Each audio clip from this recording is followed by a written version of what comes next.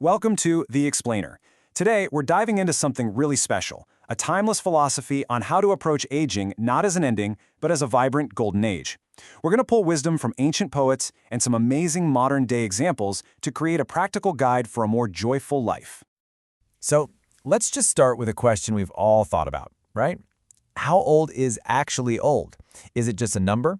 Well, as we're about to find out, the answer has way more to do with your mindset than the candles on your cake.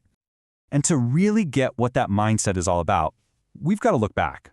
I mean, way back. We're talking nearly 1,000 years ago, to listen to the poets of China's Tang and Song Dynasties. And trust me, their words set the stage for everything we're going to talk about today.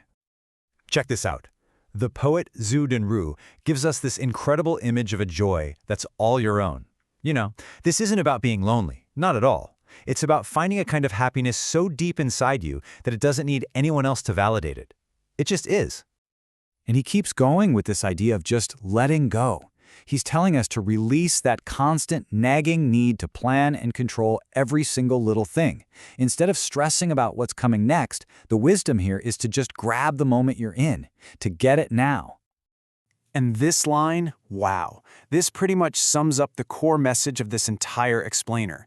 Even in the evening of life, that dusky sky, there is still so much beauty, so much vibrancy to be found, a whole colorful rainbow. You're going to want to remember that line because we will be coming back to it. Okay, so ancient poetry is beautiful, but how does this wisdom actually hold up today? Well, we're about to jump forward 1,000 years to meet a living, breathing example of this whole philosophy. Let's go see what that colorful rainbow looks like in the 21st century. Yeah, this isn't just some nice idea from an old book that collects dust on a shelf. It's a real, powerful way of life. And to see it in action, we're going to meet someone who absolutely embodies it. Her name is Emma. 87. That's Emma's age. But if you ask her friends in her line dancing class, they'll tell you that number is probably the least interesting thing about her. It's just a fact. It's not who she is. So who is this Emma? She's basically the heart and soul of her community line dancing class. Her friends say she's always smiling and that her dance moves are super neat and tidy. She actually vows to dance to the end of life, and in doing so, she brings so much happiness to herself and really to everyone around her. Okay, now this right here is Emma's secret sauce. It's her core belief. She lives by this idea that your inner world literally shapes your outer reality. Your attitude isn't just a mood, it's a creative force that can actually change your circumstances. Remember that poem? I told you we'd come back to it.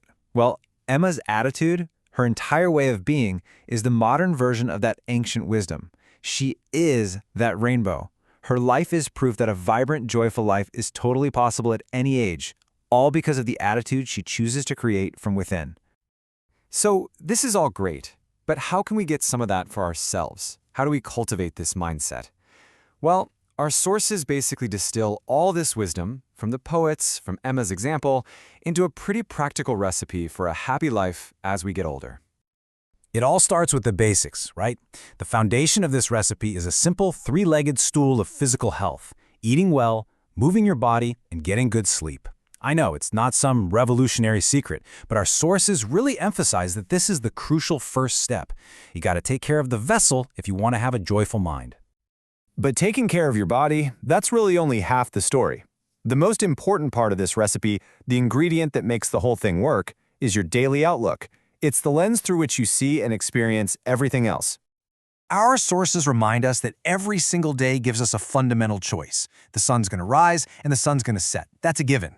In that time, you can choose to focus on sorrow or you can choose to focus on joy. Both are temporary, but what you choose to put your energy into defines your entire experience of that day. So what does that actually look like in real life? Well, our sources point to a few key attitudes. Things like nurturing your friendships by chatting with people often, choosing to be optimistic, whether you're swamped with stuff to do or just relaxing, and keeping your perspective by not being too arrogant. It's how you build a joyful life, one small intentional choice at a time. And this brings us to what might be the most powerful idea of all. This whole thing is about cultivating your own colorful rainbow. It's about finally understanding that deep connection between how you feel on the inside and what you experience on the outside. It's not what happens to you, it's how you frame it. And this right here, this is the ultimate takeaway. The number of years you've been alive, that's just a fact on a calendar. But your spiritual age, your emotional age, well, that's a choice. And it's a choice you get to make fresh every single day.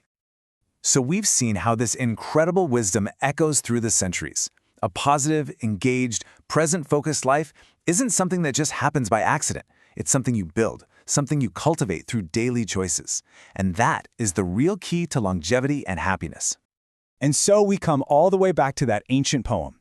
That dusky sky, it's yours. It's yours to paint. It can be gray or it can be a brilliant, vibrant rainbow. So the only question left really is, what colors are you going to choose?